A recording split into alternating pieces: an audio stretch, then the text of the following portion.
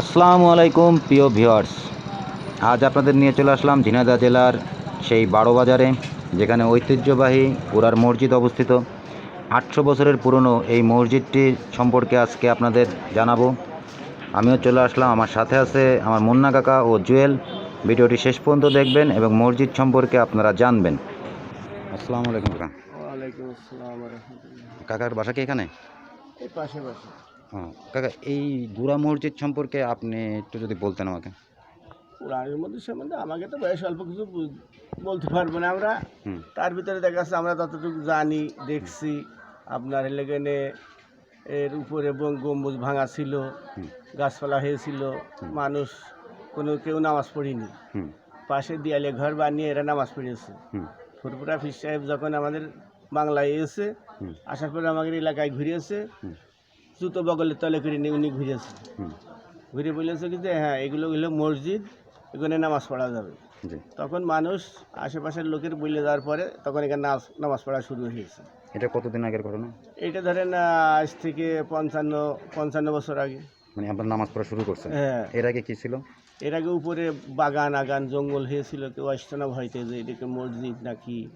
এটা আমি শুনছি মাটির নিচ থেকে উঠছে, এই মাটির নিচে। মাটির নিচে তো কোনো ওটা না, এটা জিনিসটা তৈরি ছিল। জি। দেখা যাচ্ছে এক সময় হয়তো মুসলমানকে আপনার দাপট কম, একবার বৃদ্ধি ছিল তখন করেছে। হুম যখন মুসলমানকে দাপট কমে গেছিল তখন আবার ইহুদি খ্রিস্টানরা আপনার এই জিনিসগুলো মানে একটা ভাঙচুর করে করে দিয়েছে। আচ্ছা। মানে আপনার ওগুলো ক্ষতি করে দিয়েছে, মানে যে মুসলমানকে চিহ্ন রাখবো না সেই কায়দা করে রেখে দিয়েছে। হুম তারপরে আবার মুসলমানকে যখন আবার আপনার একটা শক্তি বেড়ে গিয়েছে হুম তখন আপনার এগুলো আবার সব ওরা আবার সব পয়মাল হয়ে চলে গিয়েছে। আচ্ছা। তখন এই জিনিসগুলো আপনার আবার শুরু হয়েছে, মানে নামাজ পড়া মানুষের। তা না হলে কেউ তো বলতে পারতো যে এটা আমার বাপের বাপ বা দাদার দাদা দেখেছে যে জিনিসটা তো এতদিন আগে তৈরি হয়েছে, কেউ তো এটা বলতে তো পারছে না। ও মানে আপনার ধারণা কত বছর আগের? আমার ধারণা এই মসজিদ তৈরি হুম এখন এখানে পুরনো ইতিহাসে পাওয়া যাচ্ছে 8 থেকে 900 বছর আগে। ইতিহাসের হিসাবে। হ্যাঁ, আচ্ছা, এই সংস্কারের কাজ কি আপনারা কেউ করতে পারেন নাকি ওই খুলনার যে প্রত্নতাত্ত্বিক? খুলনা পরিদপ্তর আপনার ওই জাদুঘর থেকে এগুলো মানে তৈরি করেছে। কি যখন তৈরি করেছেন? 85 সালে জিয়াউর রহমান ক্ষমতায় আইলো তখন তো এটা একটা প্রতিষ্ঠিত আমাদের এলাকার লোকে মানে এটা একটা দরখাস্ত দিয়ে এই জিনিসটা মেরামত কিভাবে করা যাবে। হুম তখন ওই মেরামত করেছে আপনার ওই খুলনা পরিদপ্তর, ওরা এসে এগুলো মানে করেছে দেখে যে পরীক্ষা ইঞ্জিনিয়ার এসে হুম তখন এই ভাটার এই ইটি হুম মানে ওই কিনে নিয়ে এসে তারা ইঞ্জিনিয়ারদের কেটে আগে যে কায়দায় নকশা করা ছিল, হুম মানে পুরাতন যে কায়দায় নকশা ছিল নতুন আবার সেই কায়দায় নকশা করে সেসব ইট কেটে চুনসুরকি দিয়ে এগুলো মেরামত করেছে। ও মানে আগের ইটের পরে নতুন করে ইট দিয়ে জি কাজ জি। করছে। হুম।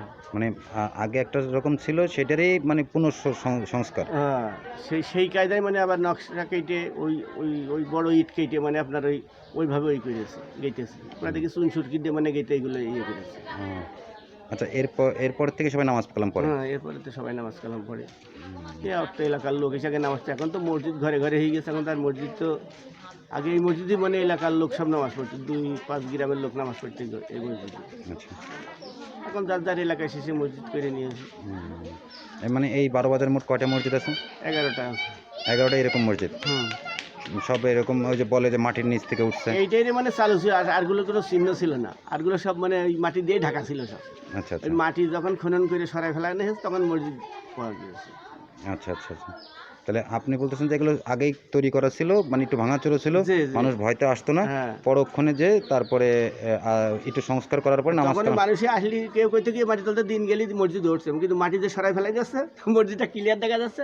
তখন মানে মানে মানুষ একসময় বাসে করে যখন এই মেরামত শুরু হইলো, হুম বাসে ট্রাকে প্রাইভেটে মাইক্রোই মানে এমনভাবে লোক আশা ধরলো হুম যেখানে মনে করেন একটা কারখানা আছে, মনে করেন কি দেখতে মেলার বাজার আছে মানে দেখতে আসছে মানুষ ঘুরে। এরম ভিড় রাস্তায় খুলনা কনে বাগেরহাট কনে যশোর কালীগঞ্জ কুষ্টিয়া ঝিনেদা মানে আশেপাশে অর্থ এলাকার লোক যত মানে একজনের কাছে একজন শুনেছে অমুক জায়গায় এরকম একটা মসজিদ উঠেছে, হুম ওই আরও একটা উঠেছে, আরও একটা উঠেছে, এরকম করতে করতে মানে মানুষ মানে মোট 11টা মসজিদ উঠছে। 11টা মসজিদ।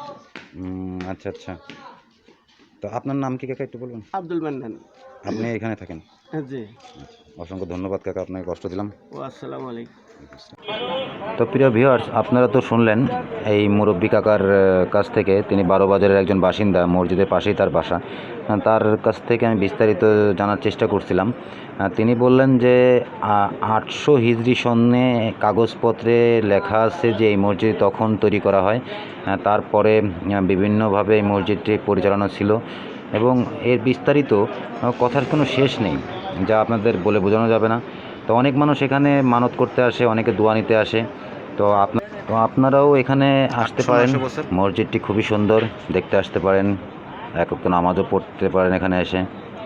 আমার আজকে ভালো লাগছিল, তাই আমি গিয়েছিলাম। সাথে মুন্না কাকা ছিল, সাথে জুয়েলও ছিল। অসংখ্য ধন্যবাদ সবাইকে।